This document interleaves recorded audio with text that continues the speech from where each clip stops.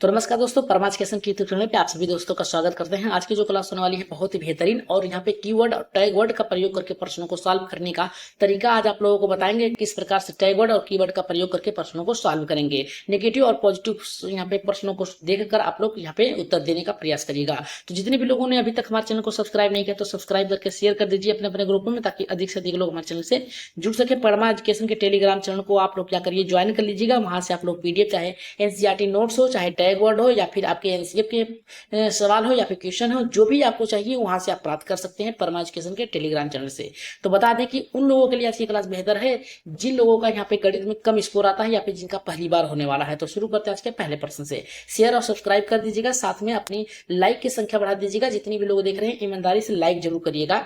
तो यहाँ पे देखिए पहला प्रश्न कर रहा है कि एक शिक्षक अपनी कक्षा में यह देखता है कि कुछ विद्यार्थी जो हैं यानी कुछ बच्चे हैं जोड़ और घटाने की प्रक्रिया को केवल रटी हुई विधियों यानी केवल क्या कर रहे हैं, उन्हीं विधियों का प्रयोग करके सॉल्व कर रहे हैं जो केवल और केवल रटे हुए हैं, हल कर रहे हैं। और जब सवाल का प्रारूप बदल दिया गया तो उत्तर नहीं दे सके। इस परिस्थिति में शिक्षक को निम्नलिखित में से रणनीति कौन सी अपनानी चाहिए ताकि अवधारणात्मक समझ विकसित हो सके कि कौन से सवाल को किस विधि से लगाया जाता है। तो यहाँ पे देखिए पहला करा कि अधिक से अधिक वर्कशीट देकर अभ्यास कराना। अभ्यास तो ठीक है, लेकिन यहाँ वर्कशीट यहाँ पे कराए अधिक देकर, जो कि आपके नेगेटिव वर्ड है, ये तो आपके गलत होंगे।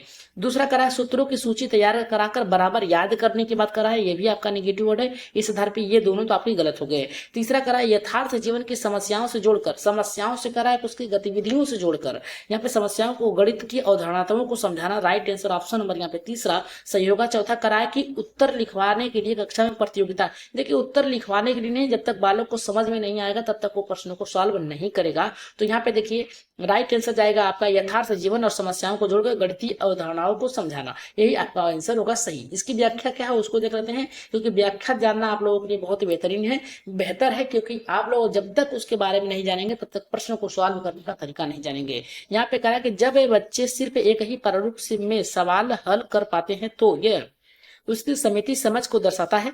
यथार्थ जीवन की समस्याएं जो उन्हें वास्तविक परिपेक्ष से सोचने और अवधारणात्मक समझ में मदद करती है। इससे वे हर प्रकार के प्रश्न समझकर सॉल्व कर सकते हैं। जैसे किसी को आपने 10 रुपये दिए हैं, किसी को 10 रुपए दिए, उसे 5 रुपए लेना है, तो आप घटाने की प्रक्रिया बता सकते हैं। अगर किसी को आपने 10 रुपए देना है, दिए हैं और 5 रुपए और देना है, तो ये आपको जोड़ की प्रक्रिया को अपनाना चाहिए। इस प्रकार से आप प्रश्नों को यहाँ पे उसको समझा सकते हैं वास्तविक जीवन से जोड़कर। अगर हम बात करें दूसरे प्रश्न की, तो दूसरा प्रश्न हमारा ये करा है कि गणित कक्षा में शिक्षक ने विद्यार्थियों को 4 या 5 समूह में विभाजित किया। 4 से 5 जो समूह है उसमें विभाजित किया, छोटे छोटे टुकड़ों में किया। एक प्रश्न को हल करने के लिए उन्हें विभिन्न तरीके खोजने को कहा, यानी खुले अंत वाले प्रश्नों की बात कर रहा है। इसके बाद प्रत्येक समूह में अपने हल और प्रक्रिया को पूरी कक्षा में सामने में प्रस्तुत किया। यह गतिविधि शिक्षण विधि के दृष्टिकोण में सर्वोत्तम रूप में दर्शाती है, यानी किस रूप में। तो पहला करा व्यवहारवादी दृष्टिकोण, जहां जहां उत्तर याद कराया गया। देखिए याद कराना तो आपका एक नेगेटिव वर्ड है, याद रखिएगा, इसे काट दीजिएगा। दूसरा करा रचनावादी दृष्टिकोण, यानी देखिए खुद से निर्माण कर रहे हैं, ये आपका पॉजिटिव है। और ज्ञान का स्वयं निर्माण कर रहे हैं, ये भी आपका पॉजिटिव है, यानी ये आपका राइट आंसर ऑप्शन नंबर यहाँ पे दूसरा सही होगा। तीसरा देख लें पारस्परिक दृष्टिकोण, जहां शिक्षक निर्देश नहीं दे रहा है, यहाँ पे खुद से करने की बात कर रहा है, ये गलत है। यहाँ पे परीक्षा उन्मुख दृष्टिकोण, जहां उत्तर प्रमुख नहीं, यहाँ पे खुद से निर्माण करना, खुद से उसकी ज्ञान का स्वयं ही निर्माण करना, और रचनावादी यानी नए नए तरीकों को ढूंढने की बात कर रहा है। तो ऑप्शन नंबर यहाँ पे दूसरा सही होगा। अगर हम बात करें इसकी व्याख्या की, तो व्याख्या में ये बताया गया है कि रचनावाद के अनुसार ज्ञान तब उत्पन्न होता है जब विद्यार्थी सक्रिय रूप से खोजे और विचार करे, चर्चा करे। यह गतिविधि ठीक उसी सोच को दर्शाती है जहां विद्यार्थी खुद प्रक्रिया को बनाते हैं और साझा करते हैं। तो आगे बढ़ते हैं यहाँ पे नेक्स्ट प्रश्न, जो कि आपके लिए बहुत ही बेहतरीन है, और इसका आंसर एक बार कमेंट बॉक्स में बताइएगा सभी लोग टैग वर्ड का प्रयोग करके कि इसका आंसर क्या होगा। फिर इसके बाद हम प्रश्नों पे आगे बढ़ेंगे। तीसरा का आंसर आप लोग कहाँ देंगे, कमेंट बॉक्स में दीजिएगा और बताइएगा कि इसका आंसर क्या होगा। करा कि एक शिक्षक बच्चों को विभाजन की अवधारणा सिखाने के लिए उन्हें पास रखे रंगीन कांचों का एक बड़ा समूह देता है और कहता है कि उन्हें 5-5 के समूह में बांटो, देखो कितने समूह बनते हैं। यह प्रक्रिया का प्रमुख जो उद्देश्य क्या है। पहला करा कि कांचों को इससे खेलने का अवसर देना। देखिए अवसर देना तो ठीक है, लेकिन यहाँ पे खेलने की बात कर रहा है, याद रखिएगा, जो कि आपका गलत है। दूसरा करा बच्चों की रचनात्मक की परीक्षा लेना, परीक्षा नहीं लेना, रचनात्मक कार्य कराने के लिए होनी चाहिए। और यहाँ पे तीसरा करा विभाजन की अवधारणा को ठोस रूप में समझाना। देखिए ठोस रूप में समझाने की बात कर रहा है, मतलब उन्हें क्या दिया है, कांच की कुछ यहाँ पे रंगीन कांच की कुछ समूह दिए हैं, जिसे 5-5 टुकड़ों में, यानी ठोस वस्तु का मतलब हुआ उसे देकर उसके बारे में बताना। तो राइट आंसर ऑप्शन नंबर यहाँ पे तीसरा सही होगा। आगे बढ़ते हैं यहाँ पे इसकी व्याख्या में देखिए क्या करा है। व्याख्या में करा है कि यह गतिविधि एक ठोस वस्तु यानी कंचे के माध्यम से विभाजित करता है, सिखाती है कि इस बच्चे के सिर्फ लिखित विधि नहीं बल्कि आवश्यकता के अनुसार विभाजन की प्रक्रिया को भी समझ सकते हैं। अगर क्लास बेहतर लग रही हो तो एक बार सब्सक्राइब करिएगा, चैनल को सपोर्ट करिएगा, शेयर कर दीजिएगा अपने अपने ग्रुपों में। ये प्रश्न बहुत ही बेहतर है। ये करा है कि यदि कोई बच्चा बार बार गुणा करते समय भूल करता है, तब जब शिक्षक उसकी प्रक्रिया पूछता है तो वो केवल कह रहा है कि उत्तर बताता है, प्रक्रिया नहीं। तो इस स्थिति में सबसे प्रभावी सुधारात्मक उपाय क्या होगा। करा कि यदि कोई बच्चा है बार बार गुणा करते समय भूल जाता है, यानी 4 गुणे 2 कर रहा है, यहाँ पे 8 लिखने के बजाय वो क्या कर रहा है, 6 लिख दे रहा है। तो प्रक्रिया पूछता है तो केवल उत्तर बताता है, यानी उसका उत्तर बताता है, प्रक्रिया नहीं। तो ऐसी स्थिति में क्या सुधार होना चाहिए। तो पहला करा बच्चों को अधिक गृहकार देना। अधिक गृहकार नहीं देंगे, जितना पढ़ाएंगे उतना ही देंगे, तो ये आपका गलत है। दूसरा करा कि उसे दंडित करेंगे, ये भी आपका नेगेटिव है, ये आधार पे आपका गलत है। तीसरा करा कि बच्चों को समूह में बैठा कर समाधान प्रक्रिया का विश्लेषण कराना, एकदम सही है। राइट आंसर जितने भी लोगों का आया है यहाँ पे ऑप्शन नंबर यहाँ पे तीसरा एकदम करेक्ट होगा। यहाँ पे करा बच्चों को बार बार उत्तर याद कराने की बात करा, जो कि नेगेटिव वर्ड है, काट दीजिएगा। देखिए गृह कार्य देना नेगेटिव कार्य है, अधिक देना गृह कार्य, ये दंडित करना आपका एक नेगेटिव है, और याद कराना भी आपका एक नेगेटिव है। तो पॉजिटिव आपका बचा आपका तीसरा। ऐसे भी कर सकते हैं आप। अगर हम बात करें इसके उत्तर की, तो उत्तर में बताया गया है बच्चों समूह में बैठकर समाधान प्रक्रिया का विश्लेषण करता है, ये सही है। जब बच्चा प्रक्रिया नहीं समझ पाता है तो उसे दूसरे बच्चों के साथ करने के लिए, चर्चा करने के लिए मौलिक समझ आती है, इससे त्रुटियां पकड़ जाती है और उन्हें सुधार किया जा सकता है। अगर हम बात करें 5वां प्रश्न की, तो 5वां प्रश्न देखिए बहुत बेहतर है। ये करा कि एक शिक्षक विद्यार्थियों से कहता है कि वे अपने घर में ऐसा स्थान देखें जहां प्राकृतिक विभाजन होता है, जैसे खाने की वस्तुएं, सामान के सेट आदि गतिविधियां अधिगम शैली को प्रोत्साहित करती है। कह रहा है कि एक बालक है, उससे कहता है कि जाके अपने घर में देखो कि किस रूम में किचन है, किस रूम में बाथरूम है, किस रूम में बेडरूम है, कौन सा हाल है, कौन सी सब्जियां वाला है, कौन सी क्या है, इस तरीके से देख कर बताओ। तो ये संवेदी अधिगम होगा नहीं, याद रखिएगा, संवेदी अधिगम नहीं होगा, व्यवहारिक अधिगम होगा। सही है, व्यवहार में ढालने के लिए बात कर रहा है यहाँ पे। राइट आंसर ऑप्शन नंबर यहाँ पे दूसरा होगा। तीसरा कर रहा है मौखिक अधिगम नहीं, मौखिक बोल कर नहीं करना है, उसे देखना है, व्यवहार में अपने ढालना है, अपने अंदर समाहित करना है उस गतिविधियों को। यांत्रिक नहीं होगा, याद रखिएगा, किसी दूसरे के माध्यम से नहीं हो रहा, तो राइट आंसर यहाँ पे जाएगा आपका। सेंसिटिव नहीं होगा, याद रखिएगा, ये गलत है, क्योंकि सेंसिटिव जो होता है, संवेदी जो होता है, ये आपके छोटे बच्चों के लिए, एकदम छोटे बच्चों के लिए होता है। तो व्यवहारिक आपका राइट आंसर। व्यवहारिक उत्तर ही आपको हमेशा कॉन्सेप्ट के आधार पर सॉल्व करना है। यहाँ पे कहा बच्चे जब वास्तविक दुनिया में देखते हैं कि अनुभव करके सीखते हैं, तो वह अनुभव आधारित अधिगम होता है। यह दीर्घकालीन समझ को विकसित करता है, यानी लंबे समय तक चलता रहता है। अगर हम बात करें यहाँ पे छठे प्रश्न की, तो छठा प्रश्न देखिए क्या करा कि एक शिक्षक ने कक्षा में अनुपात समान अनुपात, वही आपके आगे संदीप सिंह, जिनका अभी तक समान अनुपात एकदम बराबर है, बिगड़ा ही नहीं है अभी तक, इसलिए शिक्षक भर्ती यूपी में नहीं आ रही है। तो इसलिए आप लोग एक कमेंट करिएगा कि इनका समान अनुपात कब बदलेगा, कब आएगी शिक्षक भर्ती। अपना राय सुझाव मत कमेंट में जरूर दीजिएगा, और बताइएगा कि संदीप सिंह आने वाले चुनाव में किस प्रकार से जीतेंगे या फिर हारेंगे। इसलिए भी अपनी राय मत, अब जितनी भी भड़ास है आप निकाल सकते हैं कमेंट बॉक्स में। कह रहा है कि पढ़ाते समय बच्चों को 2 प्रकार की रंगीन माला देता है, जिसमें एक माला पीले मोती यानी 2.3 2:3 के और अनुपात में है, दूसरी माला 4:6 की है।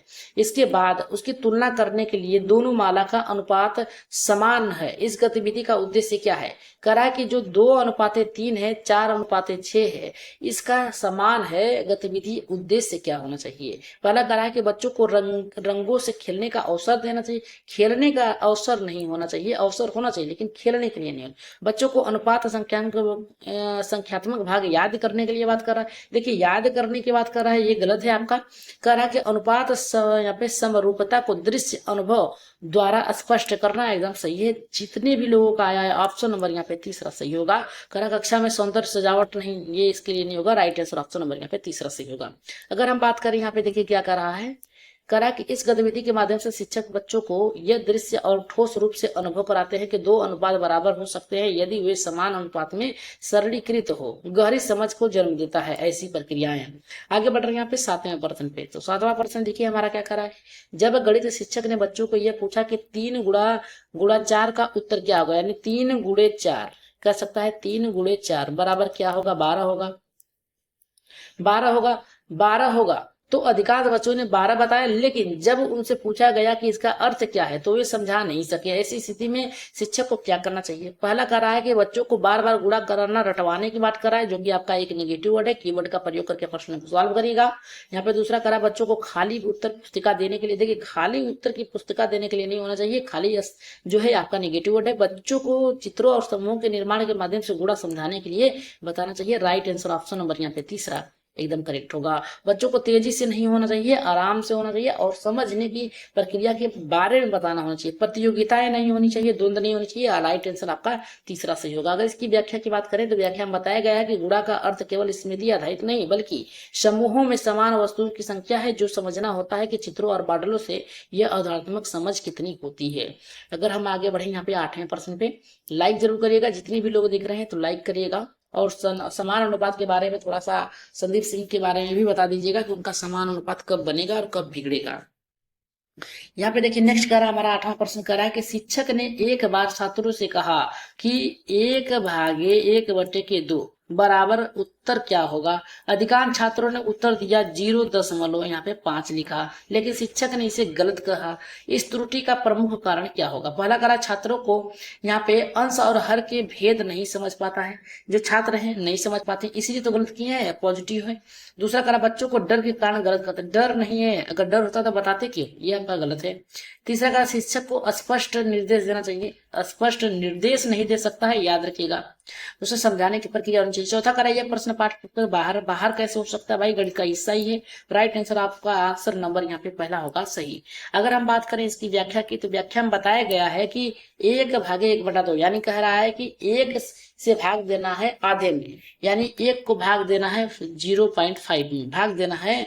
भाग देने का अर्थ होता है 1 से आधे में कितने होंगे, यानी उत्तर होगा 2 होगा, न कि 0.5। अक्सर छात्र भिन्नों के साथ विभाजन में उलझ जाते हैं क्योंकि अवधारणात्मक समझ विकसित जो होते हैं वो रटे रटाए नियमों पर होते हैं। अगर हम बात करें 9वें प्रश्न की तो 9वां प्रश्न करा एक शिक्षक ने बच्चों से ये निर्देश दिया कि अपने आसपास ऐसे वस्तुओं की सूची बनाएं जिसकी आकृति त्रिकोण, वर्ग, वृत्त जैसी हो और उन्हें कक्षा में लाकर उनके बारे में चर्चा करने की गतिविधि की किस प्रकार की संज्ञानात्मक प्रक्रिया को बढ़ावा देती है। पहला करा है पहचान और वर्गीकरण की प्रक्रिया। दूसरा करा है केवल नाम याद। देखिए केवल शब्द दिया है, याद दिया है, इसे काट दीजिएगा, नेगेटिव वर्ड है। दूसरा करा क्रमानुसार सूची बनाने की क्षमता की बात करते, सूची बनाने की क्षमता की बात करा है क्रम के अनुसार सूची की बालक करना सीखा है, गलत है। तीसरा चौथा करा कि यादाश्त का परीक्षण करना, यादाश्त की नहीं उसकी त्रुटियों की पहचान करना। राइट आंसर ऑप्शन नंबर यहाँ पे पहला सही होगा। अगर हम बात करें इसकी व्याख्या की तो व्याख्या में देखिए बताया गया है कि जब बच्चे वस्तु के आकार के आधार पर पहचानने और वर्गीकरण करते हैं तो रूपों के ज्यामिति बीच संबंध बनाते हैं। यह उच्च स्तरीय संज्ञानात्मक कौशल होता है। अगर हम बात करें 10वें प्रश्न की जो कि बहुत ही बेहतर है, इसका आंसर आप लोग कमेंट बॉक्स में दीजिएगा और बताइएगा कि इसका आंसर क्या होगा। ठीक, चलिए बढ़ते हैं आगे। करा कि जब एक बच्चा हर प्रश्न में एक ही विधि का उपयोग करता है, चाहे वह उपयुक्त हो या नहीं हो, वह किसी भी नई स्थिति में उत्तर देने में असमर्थ होता है, तो इससे कौन सी शिक्षण समस्या उजागर होती है। लिपि संबंधित, लिखने संबंधित नहीं हो रही है क्योंकि वो तो उत्तर बता नहीं पा रहा है। भावनात्मक नहीं होगा, गणितीय यांत्रिक और लचीलापन की कमी।